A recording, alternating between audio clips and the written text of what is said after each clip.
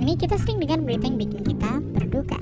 Aksi terorisme kembali bermunculan dan korban jiwa pun berjatuhan. Tapi sebenarnya apa itu terorisme dan kenapa ada orang yang tega melakukannya? Pendeknya, terorisme itu perbuatan super jahat karena hobinya nyerang dengan kekerasan, menebar teror dan ancaman yang tujuannya bikin kita panik dan ketakutan.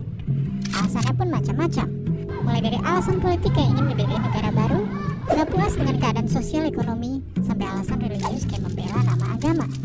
Misalnya kayak zaman Romawi kuno waktu pemberontak mau gantiin penguasa Roma saat itu, atau kayak zaman revolusi Prancis waktu warganya rame-rame menuntut keadilan, atau kayak teroris ini yang bunuh pangeran Austria ini yang akhirnya nyebabin perang dunia pertama.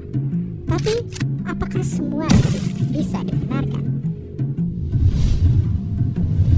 Tentu saja tidak. Ibaratnya aksi teroris itu kayak sel-sel kanker yang tega ngebunuh sel lain tanpa pandang bulu. Tapi kalau kita mikir teroris itu psikopat yang suka membunuh, itu kurang tepat. Karena menurut penelitian para ahli, mereka hanyalah manusia biasa. Bedanya, mereka selalu diajarin atau istilah gampangnya dicuci otaknya. Kalau menyerang orang itu diperbolehkan, asalkan sesuai sama tujuan kelompoknya. Kalau melihat negeri sendiri, Indonesia punya sejarah yang bisa dibilang kelam. Dari tahun ke tahun ada saja aksi terorisme yang bikin bangsa Indonesia meneteskan air mata.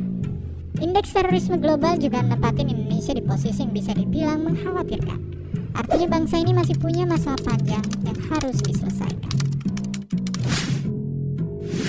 Maka, kejahatan terorisme harus dihentikan.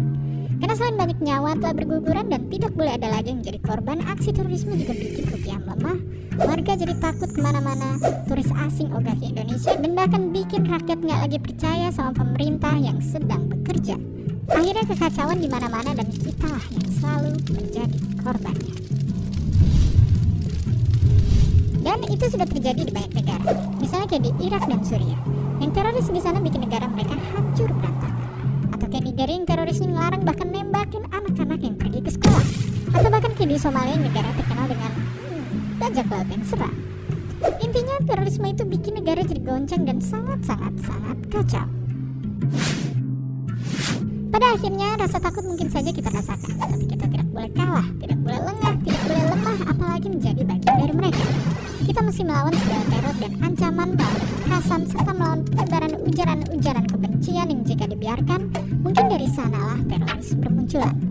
Kini kita mesti bersatu, bangkit, berjuang, dan bersama-sama kita membela hak dasar manusia untuk hidup, merdeka, dan bahagia.